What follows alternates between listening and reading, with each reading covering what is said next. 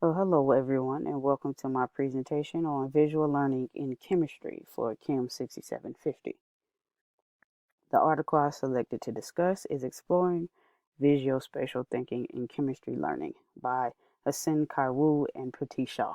And everything that you see in this presentation will be a derivative of the paper presented by these two individuals that I thoroughly enjoyed. But before we get started, I would like to talk about visuospatial and what that actually means.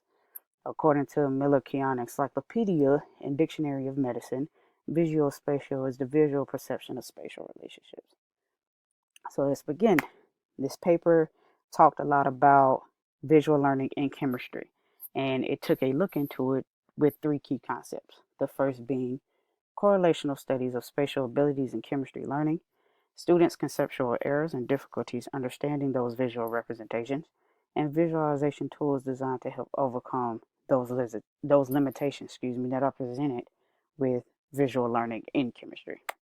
So everybody should be able to agree that chemistry is a visual science, and that's presented by the various molecules, atoms, and subatomic particles.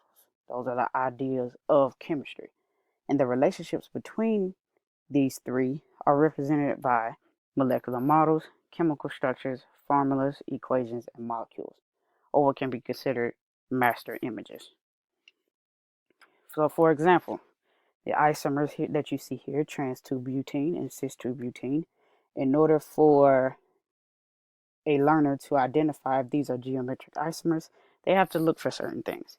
The first being atoms, which are symbolized by spheres of different colors, one being yellow for hydrogen, and another being black for carbon. And the chemical bonds in between, which are represented by sticks. This could be more commonly known as a ball and stick model. They will also be able to identify the number of bonds that each atom has, also the geometric shape, and etc. From here, a student should also be able to know and is expected to be able to translate its chemical formula into this molecular structure, visualize the possible 3D configurations, and compare both of these structures. However, sometimes that can provide a bit of a struggle for some learners. So we must also look into the role of visual thinking in chemistry. And that could be for various different things. You may be looking at this screen and it could possibly send you into a little bit of cognitive overload. So we're going to simplify this into the what, the why, the how, and the how, or what I would call the WWH squared. And we'll get into this right away. The first what, the first W represents what? The correlations between spatial abilities and chemistry learning. The paper talks about how analytical studies have identified five or more, separate factors that represent different kinds of spatial ability factors. However, they focus primarily on three: spatial visualization, closure flexibility, and spatial relations. Spatial visualization, which is the first ability factor, reflects processes of apprehending, encoding, and mentally manipulating spatial forms. It also requires performance of a complex sequence of mental stimulations. So basically, we're going to take a stab at that, looking at the Purdue visualization of rotations test that was presented in the paper. From this image here, a student is expected to construct a 3D mental model of a 2D depiction and should be easily able to know that B will be the correct answer.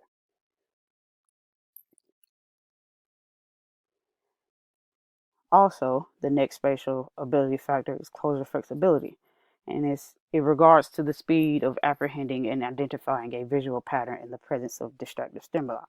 Or in other terms, one must be able to find simple figures in complex scenarios.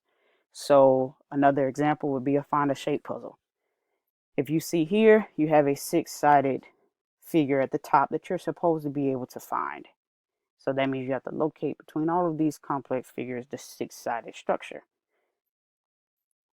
It should be able to be easily identified by the student that this is in the bottom left figure, and with ease, more so to speak.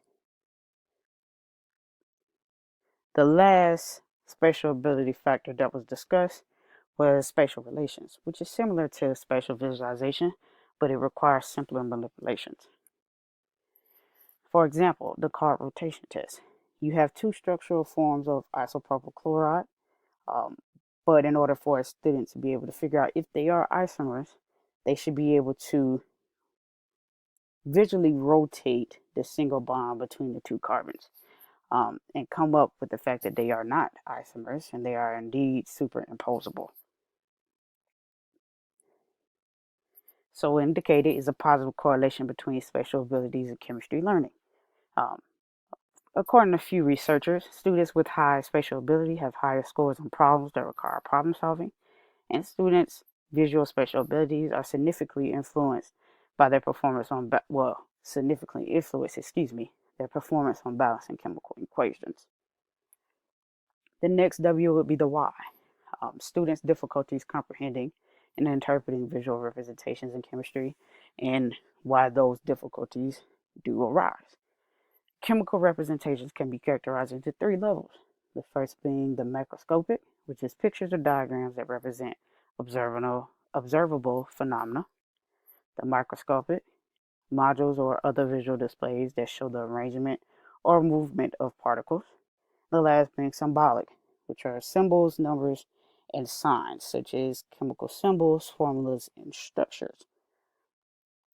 In order for one to be able to visually recognize the chemical representations, they must be able to not only comprehend, but translate and transform them.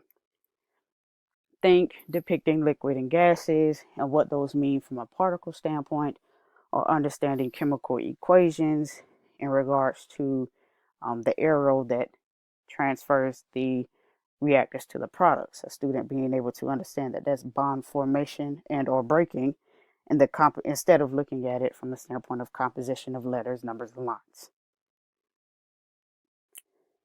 The first H stands for how. Visual aid and learning tools address specific learning difficulties. So how do the various tools address these difficulties that are presented? Tools that can improve students' visual spatial abilities are concrete models, animation and simulation, and computer-based visualization tools. Concrete models or enable the visualizing of 3D configurations of molecules. According to Hyman in 1982, in a research, using molecular models either as demonstrations or for manipulation was equally beneficial for students' visual spatial ability.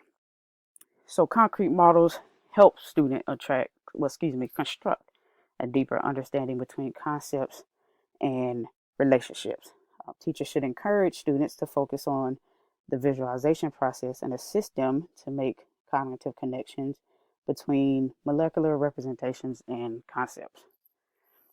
Next being animation and simulation, which allows the visualizing of the dynamic nature of chemical processes. According to researchers Williamson and Abraham, students who use animations performed better than students who were only lectured without any animation.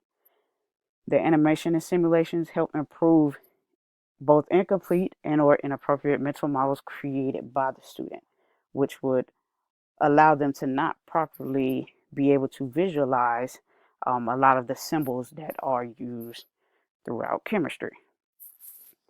The last tool, which is computer-based visualization tools, has its own set of tools within it on a broad scale. The first being construction tools. Construction tools internalizes the visual relationships between chemicals and representations. They allow students to make translations among various types of representations. Think eChem or computerized molecular modeling. The second being multimedia tools, which integrates multiple symbol systems to demonstrate chemical reactions at the microscopic and symbolic levels. The symbol systems mean text, videos, graphs, and animations. As far as a tool used in multimedia, think 4M Chem, which is multimedia and mental models. The last being integrated learning environment, which combines construction tools and multimedia tools to generate a learning environment where students can create various models and animations. and think of ChemSense, which allows molecular drawing, which includes molecular drawing tools, notepad, spreadsheets, graphing tools, and animation creating tools. So next, we must ask ourselves how to design these tools for instruction.